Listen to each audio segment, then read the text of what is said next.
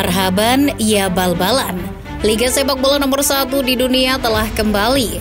Laga antara Manchester United menjamu Fulham menjadi penanda dimulainya pertarungan panjang 20 klub terbaik di Inggris. Terdapat beberapa hal menarik dari pekan pertama Premier League musim ini. Para pemain dan pelatih menorehkan catatan apik. Lantas, apa saja yang terjadi di pekan pertama Premier League 2024-2025? Sebelum masuk ke pembahasan, kalian bisa terlebih dahulu menekan tombol subscribe dan menyalakan lonceng notifikasinya agar tidak ketinggalan video-video terbaru dari Starting 11. Manchester United meraih poin penuh setelah berhasil mengalahkan Fulham dengan skor tipis 1-0. Gol sematawayang setan merah dicetak oleh pemain anyarnya Joshua Zirkzee. Meskipun baru menginjakan kaki di lapangan pada menit ke-63, aksi di akhir laga berhasil membuat Erik ten Hag tersenyum lebar. Pada laga tersebut, setan merah langsung memainkan beberapa pemain anyarnya seperti Joshua Zirkzee, Noussair Mazraoui, dan Matthijs de Ligt. Ketiga pemain itu juga tampil cukup menawan, khusus Zirkzee. Jarang-jarang Manchester United punya pemain baru yang bisa langsung nyekor di laga debut. Di laga pertama Premier League pula. Dengan mencetak gol di laga debutnya, Zirkzee bahkan melampaui Rasmus Højlund, striker yang sudah didatangkan MU lebih dulu. Gol ini juga bisa menaikkan kepercayaan diri pemain asal Belanda tersebut. Apalagi kecemerlangannya itu juga dipuji Ruud van Nistelrooy yang musim ini kembali pulang ke Old Trafford.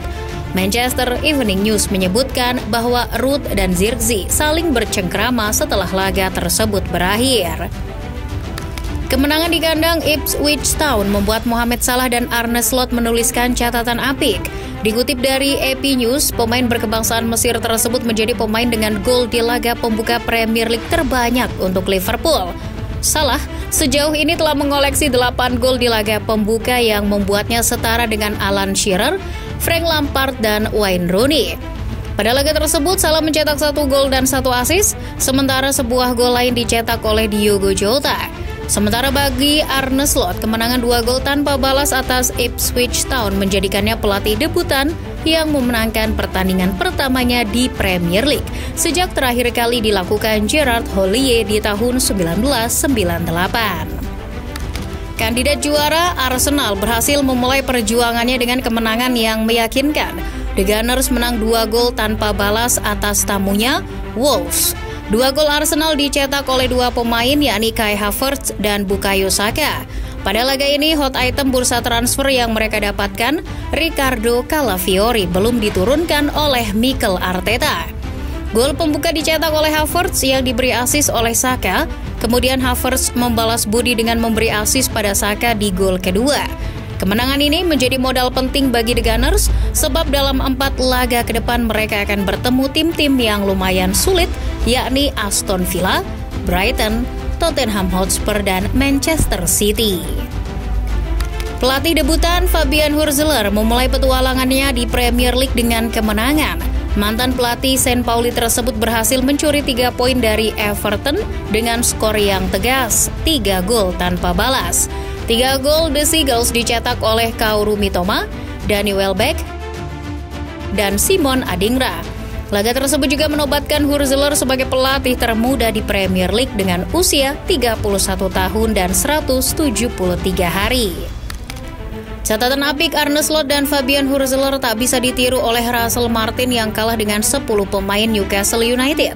Kartu merah yang didapatkan oleh Fabian Schär di menit ke-28 membuat Newcastle United tampil lebih hati-hati melawan klub promosi Southampton. Meskipun bermain di kandang, bermain dengan 10 pemain tetap menyulitkan The Magpies.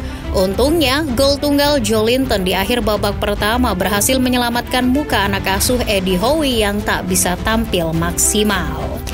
Pencapaian buruk di laga debut pelatih tim promosi juga diikuti oleh pelatih debutan yang timnya berada 1 strip di atas zona degradasi. Ya, Enzo Maresca gagal membawa Chelsea mencuri setidaknya 1 poin dari Manchester City. Meski bermain di hadapan pendukungnya sendiri, The Blues justru kalah lewat 2 gol yang dicetak Erling Haaland dan Mateo Kovacic. Di laga tersebut bukan cuma Enzo Maresca yang malu, tapi juga Marc Cucurella. Jauh sebelum sepak bola Premier League musim ini, Kukurea pernah mengejek Erling Haaland lewat sebuah nyanyian sumbang ketika menjuarai Euro. Kukurea, se come una paella. Kukurea, se bebe una estrella. Haaland tiembla, que viene Kukurea. Haaland tiembla, toma una galleta. Di laga itu, Haaland membalas tuntas ejekan Kukurea. Sang monster berhasil mengangkangi bek Kribo itu sekaligus mengembalikan sang bek ke setelan pabrik. Tidak hanya itu, kegeraman Haaland juga diperlihatkan dengan tidak membantu Kukurea berdiri. Ia berada dekat ketika bek itu terjatuh, tapi Haaland memilih nyelonong begitu saja, tidak membantunya berdiri. Di konferensi pers, Haaland hanya mengatakan bahwa Kukurea adalah pria yang lucu. Striker kawakan Chris Wood berhasil mencetak gol ke gawang Bournemouth di menit ke-23. Gol tunggal mantan pemain Burnley tersebut hampir saja membuat anak asuh Nuno Espirito Santo mengakhiri laga dengan poin maksimal. Sayang, meskipun sudah ditinggal Dominic Solanke, Bournemouth masih mampu menjebol gawang lawan. Gol Antoine Semenyo di akhir-akhir laga memaksa Nottingham Forest untuk berbagi poin kepada tim tamu. Pada laga tersebut ada sebuah kasus unik, Nottingham Forest terpaksa tak bisa memainkan pemain anyarnya Nikola Milenkovic. Dilansir oleh Nottingham Forest News, mantan bek elit Serie A tersebut dilarang tampil karena mendapat kartu merah kala masih membela Fiorentina melawan Atalanta di ajang Coppa Italia. Benar, saat itu si pemain bermain di Italia bukan di Inggris. Aturan itu jelas merugikan bagi Forest. Brentford berhasil meraih kemenangan atas tamunya Crystal Palace. Anak asuh Thomas Frank menang 2-1 melalui gol yang dicetak oleh Bryan Mbeumo dan Yoane Wissa. Meski tak ada nama Ivan Toney dalam skuad Brentford, tampaknya mereka sudah beradaptasi bermain tanpa striker andalannya tersebut. Meski menguasai jalannya pertandingan, ketidakbecusan Crystal Palace mengonversi peluang membuatnya dihukum oleh anak asuh Thomas Frank. Dikutip dari statistik Premier League, pada laga tersebut The Eagles melakukan 14 tendangan dan hanya 6 saja yang on target. Sementara Brentford hanya melesakkan 9 tendangan dan 5 diantaranya tepat sasaran.